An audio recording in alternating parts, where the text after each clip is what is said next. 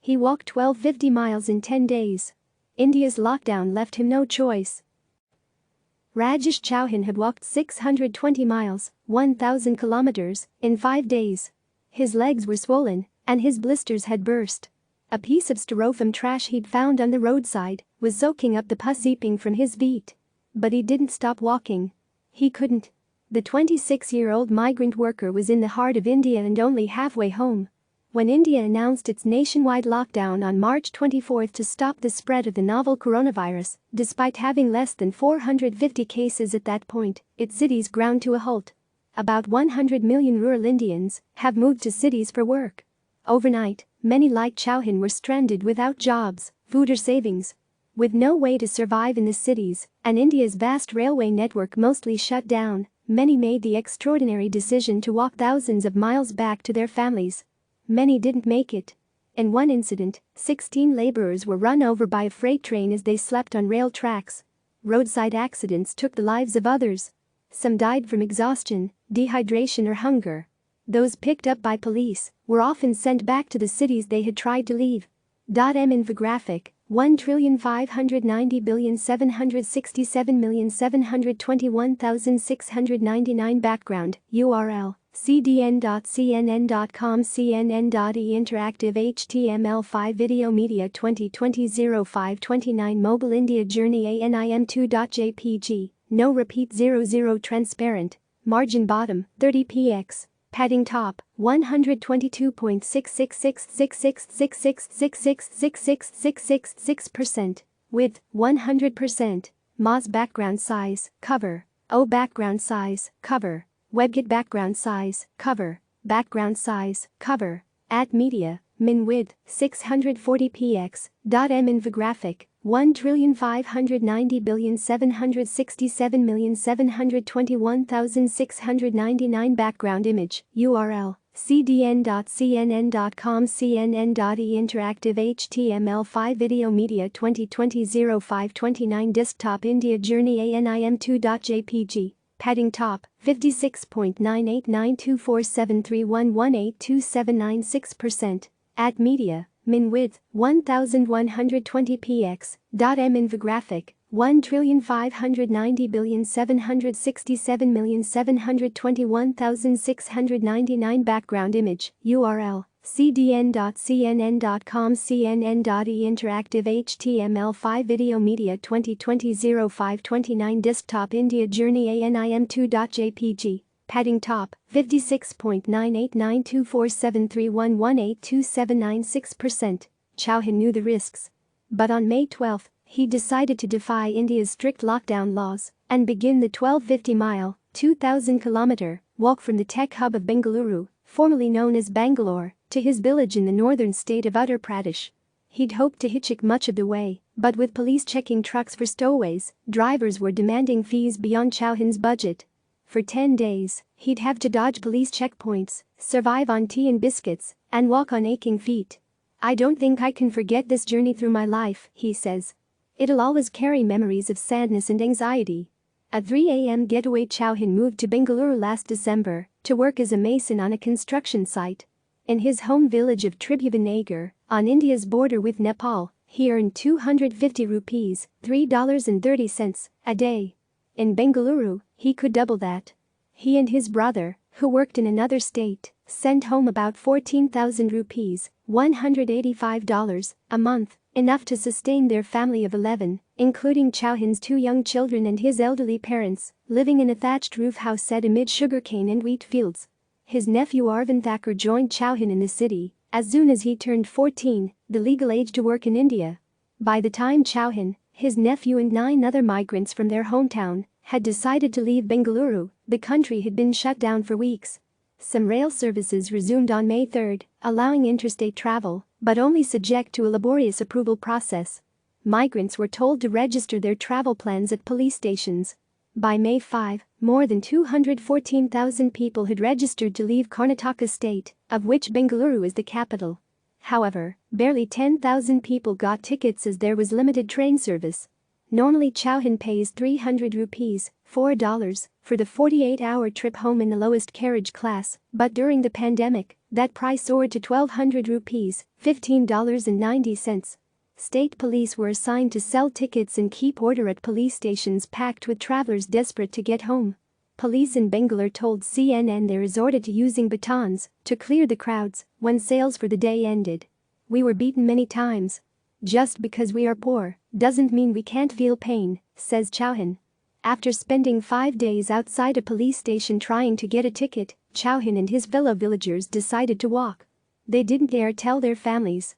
"My father is severely diabetic, and it would take a toll on him, and my mother, if they found out that we were walking home with no money," Chouhan says. "They'd cry until our return. All of us decided to tell our families that we were waiting for a train." He packed 4 shirts, a towel and a bedsheet in his backpack, along with a couple of water bottles. In his wallet was 170 rupees, $2.25. At 3 a.m. on May 12, Chouhan slipped out of the single-room tin shed he shared with 10 other people and took his first step towards home.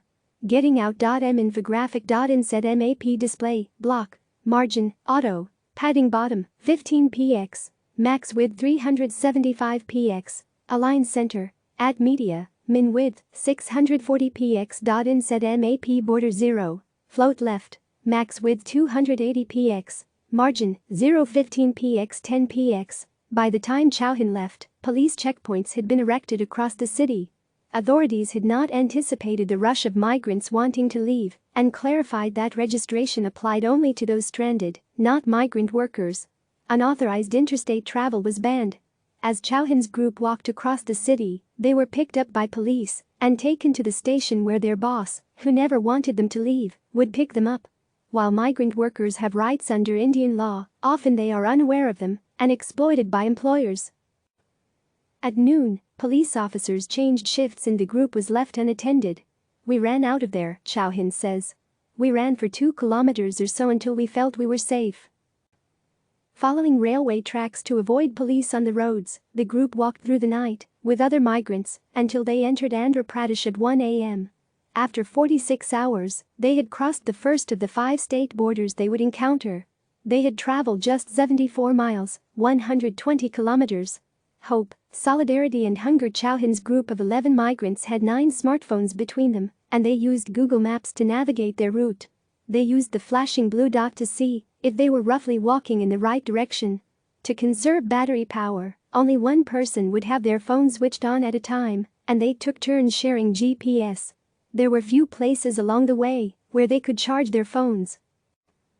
The first part of their journey traced National Highway 44, a long, open road that slices India neatly in two, running the length of the country from Tamil Nadu in the south to Srinagar in the north. This road would take them to Hyderabad, the city of 10 million people, that was to be the first big landmark of their journey, and where they'd heard it would be possible to hitchhike the rest of the way home. As temperatures topped 40 degrees Celsius, 104 degrees Fahrenheit, Chouhan walked about 5 miles, 8 kilometers, an hour, taking a brief rest every 2 hours. He aimed to complete about 68 miles, 110 kilometers, a day. "There was temptation to rest or to nap," he says. "But we were aware that it became more difficult to walk each time we sat down." Along the way, they'd see other groups of migrants heading for the impoverished western states of Odisha, Chhattisgarh, West Bengal, Bihar, and Uttar Pradesh, which supply India's cities with much of their migrant labor force. On the road, Chouhan says traditional divisions of caste and religion, deeply entrenched fault lines in India's rural hinterlands, disappeared. His group of 11 spanned various castes from the same village. There were Brahmins and Thakurs, who are considered upper castes, and Chamers, who are among the lowest. On the long walk home, it didn't make a difference. When Chouhan's slipper broke on the second day, the group pulled their funds to buy him a new shoe. But by day 3, they had not had a full meal since they left Bengaluru. Each person had started out with between 150 rupees, $2, and 300 rupees, $4. Instead, they'd buy 20 biscuits for 100 rupees, $1.32, and ration them through the day. "We had to save every rupee in case we needed it later during the journey," says Chouhan. "Our stomachs would rumble. We'd eat a biscuit to keep it quiet. We were hungry, but we had no choice. We had to save every rupee in case of an emergency." Around 8 a.m. that day, they stopped on the side of National Highway 44, thinking they'd rest for an hour. They slept for 8, oblivious to the din of highway noises and blaring trucks. When they woke up at 4 p.m., Hyderabad was 250 miles, 400 kilometers, and one state border away. Crossing borders. Infographic. Said map display, block, margin, auto, padding bottom, 15 px, max width 375 px, align center, at media, min width, 640 px. Said map border 0, float left, max width 280 px, margin, 015 px 10 px. With Hyderabad in his sights, Chouhan walked through the night. But when his group reached the town of Kurnool at about 10 a.m. on day 4, a police checkpoint blocked the bridge they had to cross to reach the city. Chouhan saw a stream of migrants following a winding path along the river and followed them. About 2 miles, 3.2 kilometers, away, hundreds were crossing the river on foot. Chouhan and the others hesitated, they didn't know how to swim. Men, women, children, the elderly were crossing the river, he says. We thought, if they can do it, why can't we? After a long hot summer, the river was only 3 feet, 1 meter, deep. Chouhan held his bag over his head, and one of the tallest men in their group carried his 14-year-old nephew. We were so scared we'd be washed away. But we kept telling ourselves this was the only way home. This 100-meter stretch was perhaps the most scared we've been on this journey, says Chouhan. Back on the highway, truckers were asking as much as 2,500 rupees, $33, per person to take them towards Uttar Pradesh. They told us that, if the police caught them, they would have to pay big penalties. They didn't want to take the risk without getting paid in return. We had no option but to walk, says Chouhan. But others were more charitable. One old man offered them their first full meal in 4 days. A truck driver took pity on their blistered feet and offered them a lift. He was transporting rice across the border, and they slept between the gunny sacks as he drove them around the outskirts of Hyderabad. After they passed the Telangana-Maharashtra border, they had another stroke of luck. A villager took them to a school where NGOs were giving food and water to migrant workers. More than 300 migrants were eating when the police arrived. They started to abuse us, Chouhan says. They said we were not following social distancing and we should sit 10 feet from each other. They attempted to disperse the crowd and told the organizers to stop giving out food. But the migrants outnumbered the police. We started to shout back. Some migrant workers even started to push the police, and the police retreated towards their jeep, he says. We were angry. They, police, don't help us at all, they don't help people help us. Pandemic and death on roads. Infographic. Said map display, block, margin, auto, padding bottom, 15 px, max width 375 px, align center, at media, min width, 640 px. Said map border 0, float left, max width 280 px, margin, 015 px 10 px. When Chouhan was in Bengaluru, he had heard about the pandemic that had brought India to a halt. But he says his understanding of it was poor. When he left on May 12, Bengaluru had just 186 confirmed cases. As he walked home, Chouhan chatted to other migrants, huddled in trucks and tractors, and ate meals in close quarters, breaking social distancing regulations. There is little data on how the migration of urban workers has impacted the spread of coronavirus in India. Returning migrants have tested positive for the disease in large numbers in many states, but it is not known if they contracted COVID-19 in the city or picked it up along the way. In Uttar Pradesh, India's most populous state, more than 807,000 interstate migrants were being quarantined by May 24. Of the more than 50,000 tested, 1,569 were diagnosed with COVID-19. On day 5 of their journey, the group had a health scare as they approached the central Indian city of Nagpur. Rajesh's nephew Arvind Thakur had a fever. I did get scared, Thakur says. I do not understand anything about coronavirus. But the adults told me it cannot be coronavirus as it comes first as a cold and cough. I only had fever. They gave me tablets and I felt better. On the highway, the pandemic was a low priority. There were more pressing health concerns, hunger, thirst, exhaustion and pain. Infographic, 1,590,769,444,011 background, URL, cdn.cnn.com cnn.e Interactive HTML5 Video Media 2020-05-29 India Deaths Chart mobile4.png No repeat 00 Transparent Margin bottom 30px Padding top 181.33333333333331% Width 100% Moz background size cover O background size cover WebKit background size cover background size cover Add media min width 640px .m infographic 1,590,769,444,011 background image URL cdn.cnn.com cnn.e Interactive HTML5 Video Media 2020-05-29 India Deaths Chart deskTOP4.png Padding top 67.74193548387096% Add media min width 1120px .m infographic 1,590,769,444,011 background image URL cdn.cnn.com cnn.e Interactive HTML5 Video Media 2020-05-29 India Deaths Chart deskTOP4.png Padding top 67.74193548387096%. There is no official data on deaths due to India's lockdown, but a volunteer-driven database set up by a group of Indian academics has been tracking local media reports of fatalities as a consequence of the policy. By May 24, it had recorded 667 deaths, of which 244 were migrant workers who died while walking home, either through starvation, exhaustion or in rail and road accidents. In Bengaluru, I was scared of this illness, says Chouhan. Now, all we wanted to do was go home. It was not in our hands if we fell sick during this journey. The moment we left Bengaluru, we'd left our fate to the gods. The home run under the black night sky and thick canopies of the forested areas of central India that once inspired Rudyard Kipling to write the Jungle Book. Chouhan crossed the Maharashtra-Madhya Pradesh border. It was day 6. In Madhya Pradesh, tractors, buses and trucks helped the group along during the day, and hillside villagers provided them with food and even a tanker to bathe in. 2 days later, they reached the border of their home state, Uttar Pradesh. Home was just 217 miles, 350 kilometers, away. We forgot our pain. It felt like we were already home, says Chouhan. As they passed Prayagraj, a site central to Hindu spiritualism where the rivers Ganges, Yamuna, and Sarasvati converge, Chouhan allowed himself a rare moment of joy.